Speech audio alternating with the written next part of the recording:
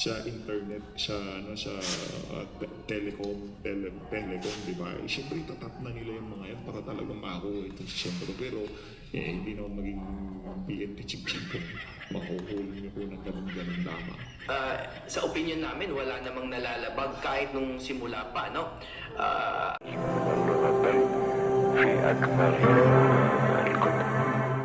Nung simula pa, sinasabi na siya ay fugitive, hindi naman siya fugitive dahil wala naman pong local charges against him.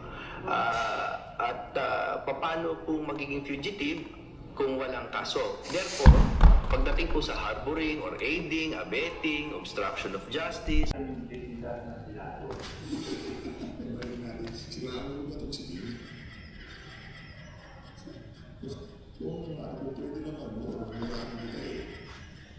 balik ang dignidad na Senado, nagwawala na sa buhay ng Pilipino sa korupsyon yung nangyayari sa administrasyon na ito. Nasa ilang beat, nasa ilang bola para mag-imbestiga sa mga pangalang flood control. Hindi pa ang bola nangyayari. Grabe ko ba?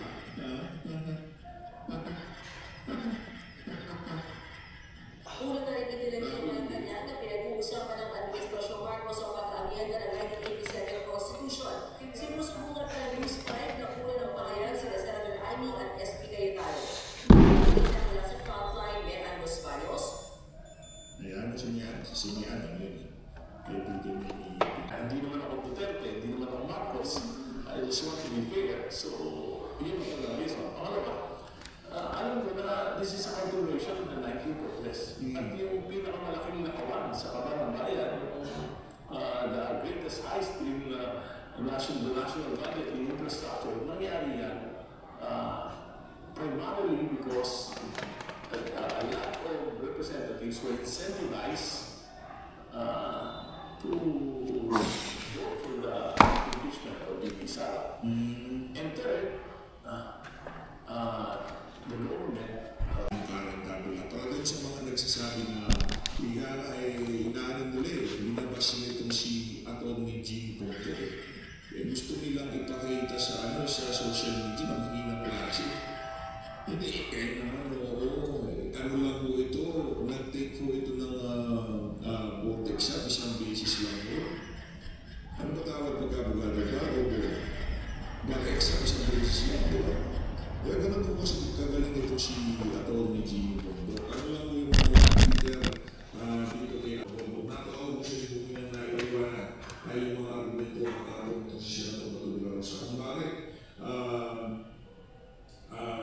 mali yung ginagawa ng NBI na talaga namang pumilit na pag-arrest dito kay Senator Bato at magpapadala dyan sa dahil Megalan. So may pagkakulo muna tayo dito sa gagawin ng bagong pamunuan ng Senado. Ito ho, ang pinakakaramihan ng mga taga-minority ngayong mga panahon na ito. Ito ho nga naging message ng CSO Cayetano dito kay Senator Ryan Marcos. Tinawagan ko ang aming Senate President Alan Peter Cayetano. Buksan na ang Domino Building. Tanggalin lahat ng takip sa flood control corruption. Ipatawag ang 18 Marine, si Santiago, ang mga gasamin, ilabas ang katotohanan. Ako nagkagdalo ko ay pinipigilan mo yan. Kay Sara in sa Senado. The Constitution is very clear. The senators have to convict the Vice President, remove her from office and disqualify her perpetually from holding public office if they get 2/3 of the vote of the total senators. That means 16.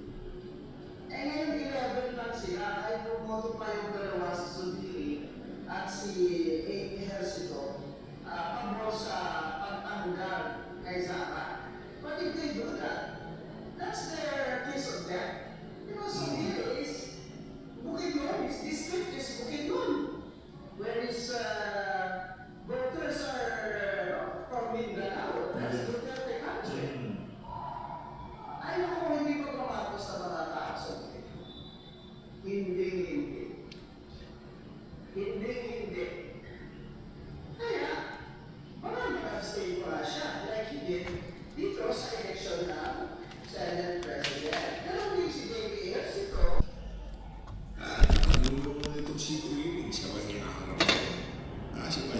tatanungin siya mo nakuha yung mga dokumento, legal ba ang pagkakaroon mo niya? Wala na po.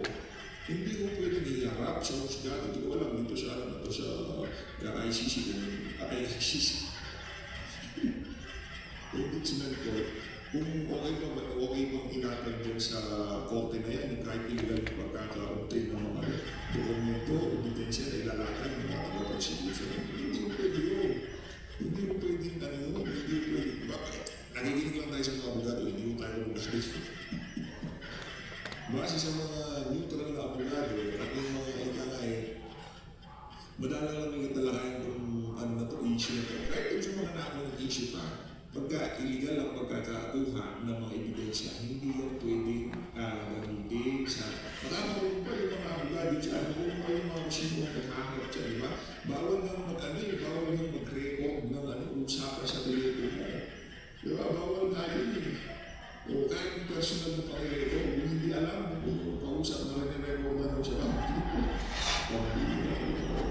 Kaya mahirap mo talagang Parang may external term ni BPM, may external term ng mga congressman, may nayun pa kayo.